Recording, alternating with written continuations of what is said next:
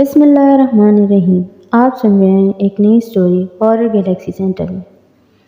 دستک کی آواز کتنی گہرائی رکھتی ہے اپنے اندر، کتنی آواز راز چھپائے ہوتے ہیں اس آواز میں، نہ جانے کون ہوگا دروازے پر، کوئی منچاہا مہمان، کوئی رستہ بھولا مسافر، کوئی پڑوسی۔ کتنی خوشیاں چھپی ہیں اس دستک میں۔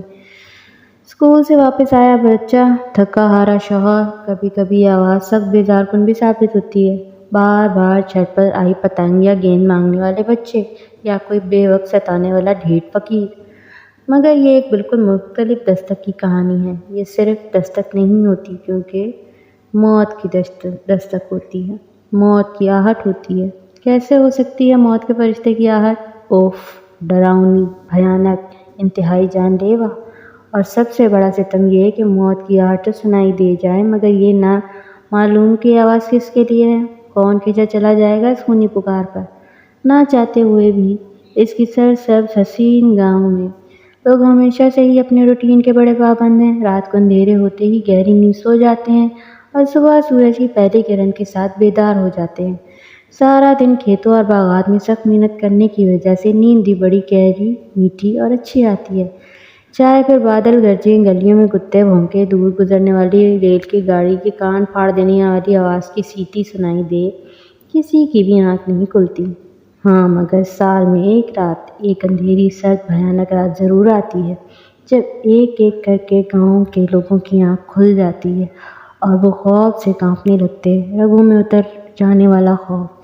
25 سال پہلے سے ہر سال یہ رات ایک مرتبہ ضرور آتی ہے جب سخت سردی پڑتی ہے، کہرا پھیلتا ہے، رات میں بارش ہوتی ہے، جب دو دو کمبل اوڑھ کر بھی ہاتھ پیر برف بنے ہوتے ہیں۔ تب اچانک آدھی رات کے بعد گاؤں کی گلیوں میں، کچی پکی سڑکوں پر ایک آواز ابھرتی ہے، ٹھک ٹھک ٹھک، لکڑی کی آواز، جیسے کوئی لکڑی کے سہارے چل رہا ہو۔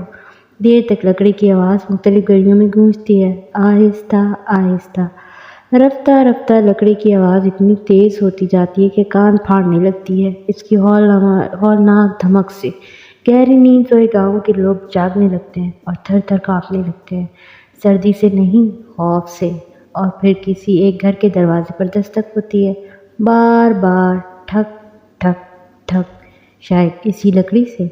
پھر ایک آواز گونجتی ہے، ایک بوڑھی مکروہ کانپتی ہوئی آواز، بھوک لگی ہے کھانا دو، بھوک لگی ہے کھانا دو۔ کیسی ہوتی ہوگی موت کے فرشتے کی آواز، شاید کوئی نہیں بتا سکتا۔ لیکن وہ خونی آواز جس کسی نے بھی سنی، اس کو یقین ہو گیا ہوگا کہ موت کے فرشتے کی آواز بالکل ایسی ہی ہوتی ہوگی۔ اور واقعی جس گھر کے دروازے پر وہ دستک ہوتی، تھوڑی دیر میں اس گھر کے کسی فرد کی موت واقع ہو جاتی، اچانک، یا تو چھت سے گر کر، یا سانپ کے کاٹنے سے، یا پھر ویسے ہی، نہ جانے کیوں۔ 25 سالوں میں 25 لوگ اس خونی دستک کا شکار بن چکے تھے اور نہ جانے یہ سلسلہ کب تک چلنا تھا۔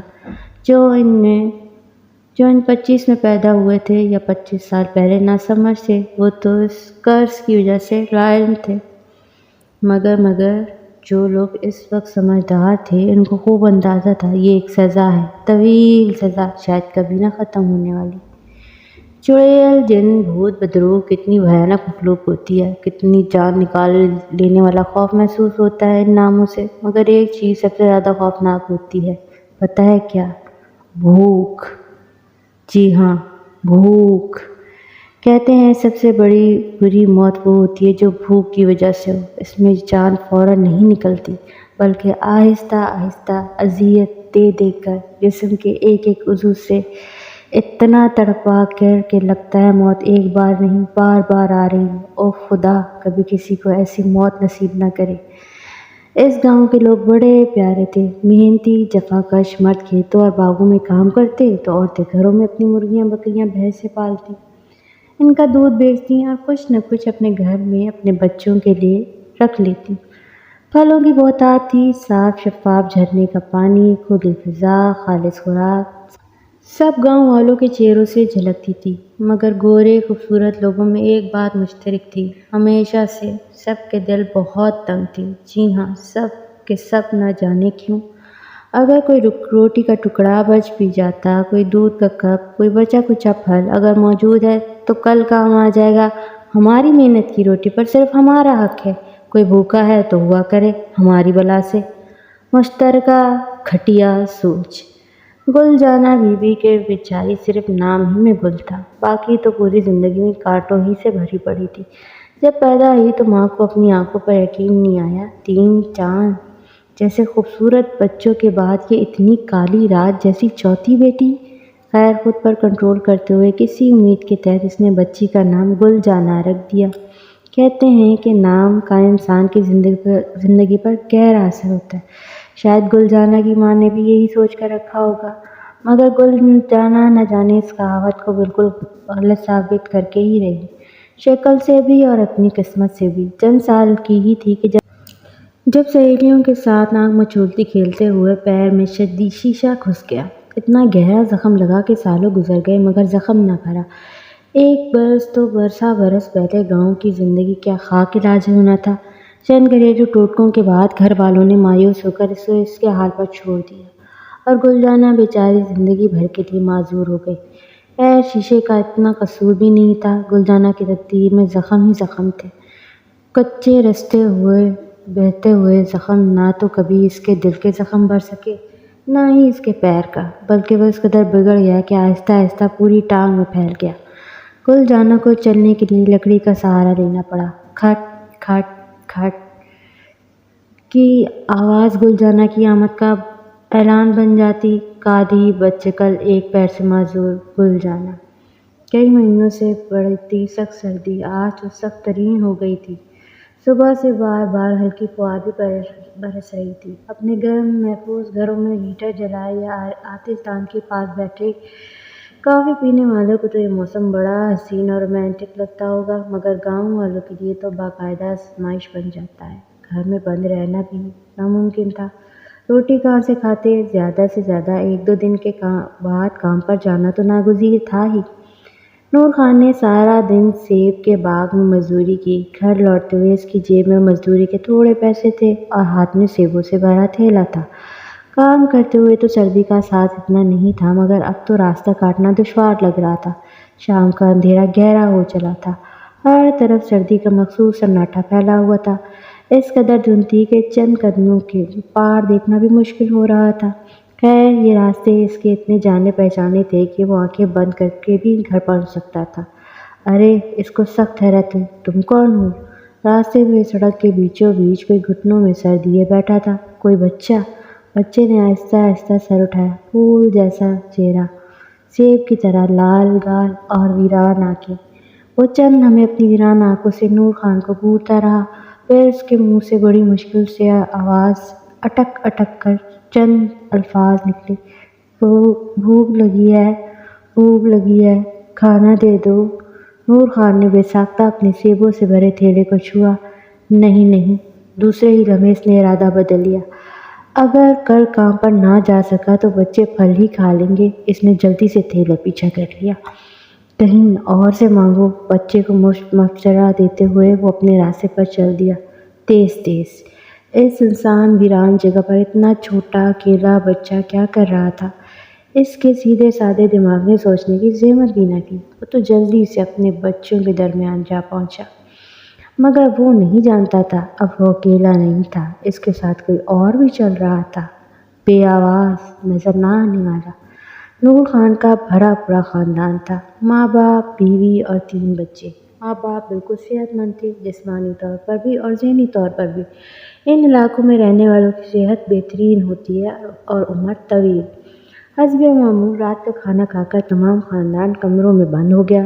سردی سے جنگ کرتے ہوئے سب نے بستر میں گھس کر نیند سے پناہ مانگ لی۔ نہ جانے کیا وقت تھا، مگر آدھی رات گزر چکی تھی۔ رات سرد تھی، اندھیری تھی اور ہیبت ناک بھی۔ گرتی پھوار شاید تھم گئی تھی۔ دور سے آتی ٹرین کی آواز نے سناٹے کو چند لمحوں کے لیے توڑ دیا، مگر ماحول کو مزید ڈراؤنا کر دیا۔ اچانک پتھروں سے بنے ہوئے راستوں پر ایک آواز گونجنے لگی، ٹھک ٹھک ٹھک، جیسے کوئی لکڑی کے سہارے چل رہا ہو۔ رفتہ رفتہ، آہستہ آہستہ آواز تیز ہونے لگی، اتنی تیز کہ کان پھاڑنے لگی۔ گاؤں کے لوگوں کی آنکھ کھلنے لگی اور دل دھڑکنے لگی شدید خوف سے۔ ایسا لگ رہا تھا جیسے لکڑی کی آواز نہیں آ رہی ہو، طبلِ جنگ بج رہا ہو موت کا بلاوا آ رہا ہو، کس کو؟ دیر تک آواز مختلف گلیوں میں گونجتی رہی، لوگوں کی سانسوں سینوں میں گھٹتی رہی۔ پھر ایک دروازے پر دستک ہوئی، بہت زور سے۔ گھر والوں پر سختہ طاری ہو گیا، دل خوف سے پھٹنے والے ہو گئے، سوائے نور خان کے۔ کون ہے؟ اس نے زور سے پوچھا۔ بھوک لگی ہے، کھانا دو، ایک مکروہ بھیانک آواز سنائی دی۔ نور خان جیسے نیند میں چلتا ہوا دروازے کی طرف بڑھنے لگا۔ او نورے، رک جا بیٹے، رک جا! اس کے باپ نے گھبرا کر اسے روکنا چاہا، مگر نور خان تو جیسے ٹرانس میں آ چکا تھا۔ وہ جھومتا جھامتا اپنے بستر سے نکل کر دروازے پر پہنچ چکا تھا۔ وہ اپنے گھر والوں کی چیخو پکار سے بے نیاز دروازہ کھول چکا تھا، مگر دروازہ کھلتے ہی اس کی مدہوشی یک تک ختم ہو گئی۔ وہ پاگلوں کی طرح چیخنے لگا، پلٹ کر واپس گھر میں جانے لگا، مگر شدید ٹھوکر کھا کر گر پڑا۔ صحن میں پڑی اینٹوں سے اس کے ماتھے پر اتنی تیز چوٹ لگی کہ خون کا فوارہ ابلنے لگا۔ دور پر کھڑی مخلوق نے اطمینان سے یہ سارا نظارہ دیکھا اور پھر ویسے ہی مڑ گئی۔ ٹھک ٹھک ٹھک اس کی لکڑی کی آواز آہستہ آہستہ بالکل مدھم ہو گئی۔ بابا! نور خان کی بیوی نے زور سے روتے ہوئے کہا۔ نور خان کے باپ کی آواز تھی، جو سکتے کے عالم میں کھڑے کا کھڑا رہ گیا۔ بابا! اب کسی کو بلاؤ، نور خان کو اسپتال لے کر چلو۔ نہیں زرینہ، نور خان اب اس دنیا میں نہیں ہے۔ نورے کے باپ کی آواز جیسے کہیں دور سے آتی محسوس ہو رہی تھی۔ گل جانا اس کو اپنے ساتھ لے جا چکی ہے۔ وہ جب کسی کا دروازہ بجاتی ہے تو اس کو ساتھ لے کر ہی جاتی ہے، کبھی اکیلی واپس نہیں جاتی، کبھی بھی نہیں۔ اس گاؤں کے لوگ بہت خوبصورت تھے ہمیشہ سے، مگر پتھر دل ہمیشہ سے۔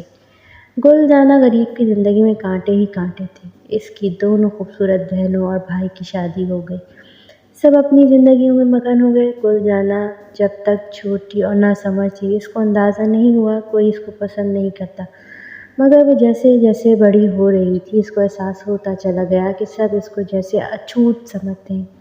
جب تک ماں باپ کا سایہ سر پر تھا، دھوپ اتنی کڑی نہیں تھی، مگر جب وہ دونوں دنیا چھوڑ گئے تو وہ جیسے سورج سوا نیزے پر آ گیا۔ سب سے بڑا مسئلہ، بھیانک مسئلہ، روٹی کا تھا، 2 وقت کی روٹی۔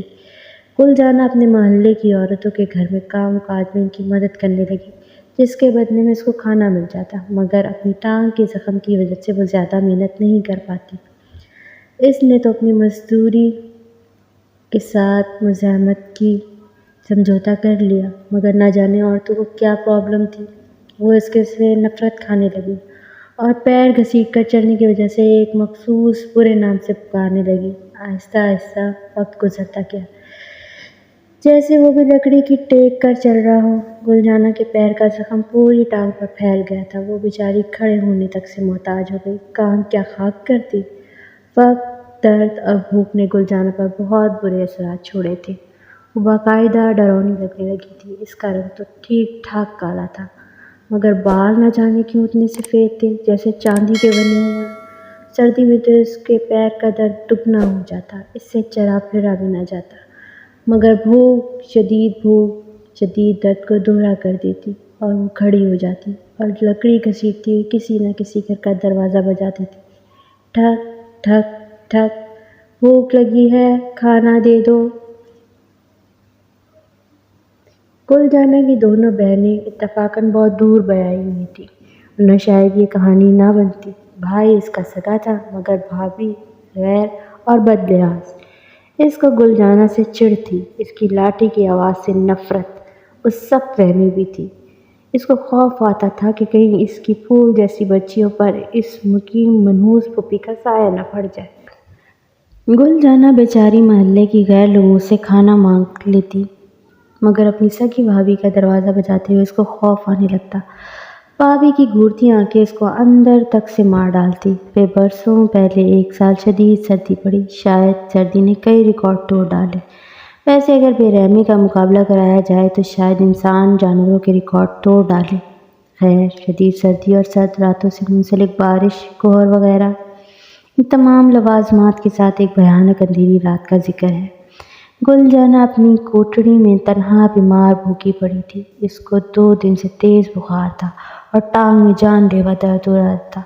کسی کو اس کی فکر نہیں تھی، نہ کسی کو اتنی توفیق کہ وہ सोचिए कि एक माजूर बूढ़ी औरत किस हाल में है।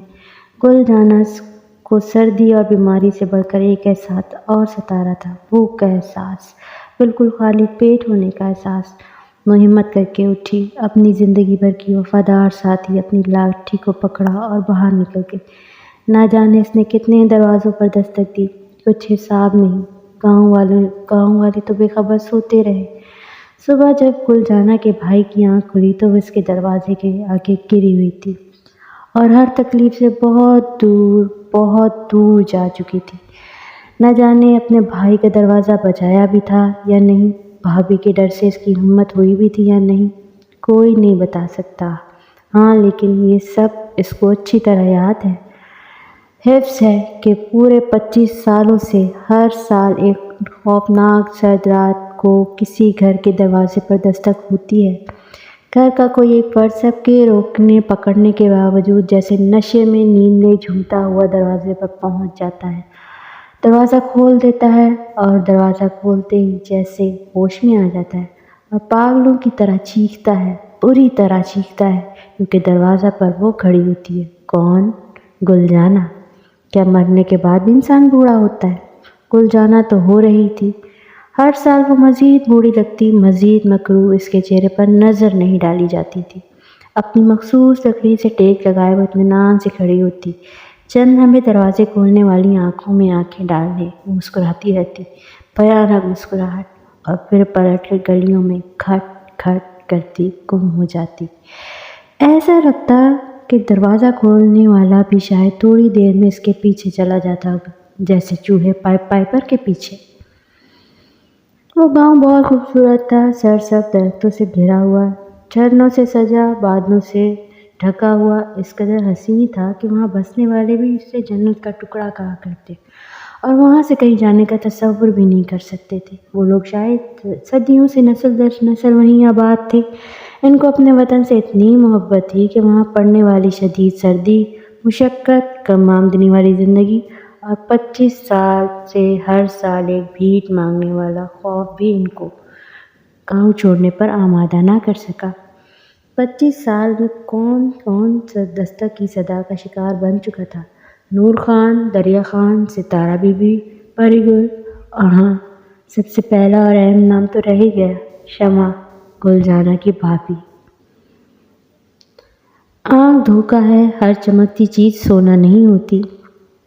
किसी बदसूरत चेहरे के पीछे हसीन दिल छुपा हो सकता है। खूबसूरत भोली भाली सूरत नाकाबिले तलाफ़ी नुकसान पहुंचा सकती है। दुनिया भेदभाव का सौदा है।